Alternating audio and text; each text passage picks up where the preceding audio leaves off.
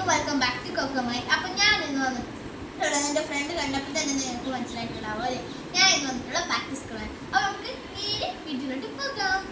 So guys, ഇതാണ് എൻ്റെ bag. Red and black തീമായിട്ടുള്ള ഒരു ബാഗാണ്, നല്ല സ്പേസസ് ഉള്ള ബാഗാണ് കേട്ടോ. പിന്നെ ഒരു കീച്ചെയിൻ വാങ്ങിച്ചിട്ടുണ്ടായിരുന്നു, ഒരു പർപ്പിൾ കളർ ഷൂവിൻ്റെ കീച്ചെയിനാണ് ഞാൻ വാങ്ങിച്ചത്. പിന്നെ സ്കൂളിൽ നമുക്ക് ടെക്സ്റ്റ് ബുക്ക് കിട്ടിയായിരുന്നു കേട്ടോ. പിന്നെ ഞാൻ വാങ്ങിച്ച ബുക്ക് ക്ലാസ്മേറ്റിൻ്റെ ആയിരുന്നു കേട്ടോ. സോ ഗൈസ്, പിന്നെ നമ്മുടെ നെയിം സ്ലിപ്പാണ്. നെയിം സ്ലിപ്പ് ഞാൻ സാധാരണ നെയിം സ്ലിപ്പാണ് വാങ്ങിച്ചത്. ഇത് നല്ല ഭംഗിയുണ്ട്, ഭയങ്കര ക്ലൗഡിന് ഷേപ്പ്. എനിക്കിത് ഭയങ്കര ഇഷ്ടപ്പെട്ടു ഈ നെയിം സ്ലിപ്പ്.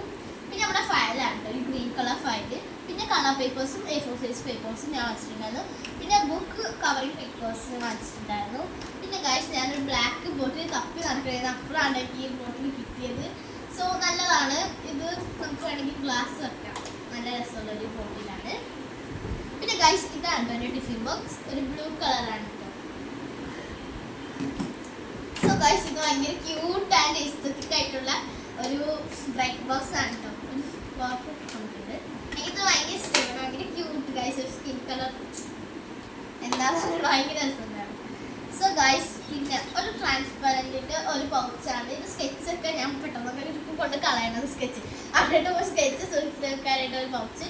പിന്നെ എൻ്റെ ഇൻസ്ട്രോ ബോക്സ് ഞാൻ പ്രത്യേകിച്ച് കാണിച്ചു തരണ്ടാലേ, ഒരു റെഡ് കളർ ഇൻസ്ട്രോ ബോക്സ് ആണ്.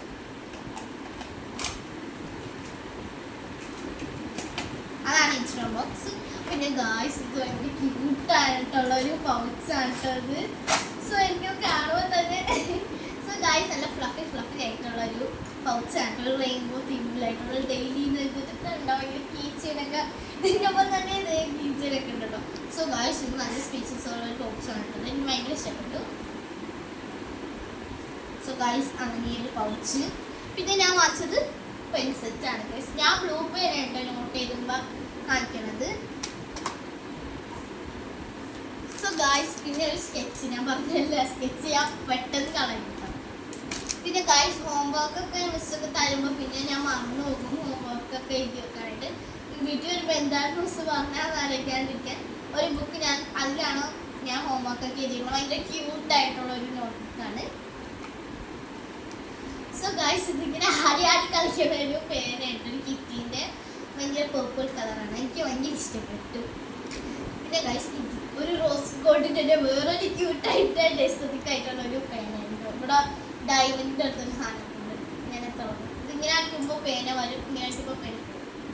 സോ ഗായ്സ്, പിന്നെ ഞാനൊരു സാധാരണ പർപ്പിൾ കളർ നല്ലൊരു സാധാരണ ബ്ലൂ പേന വാങ്ങിച്ചിട്ടുണ്ടായിരുന്നു.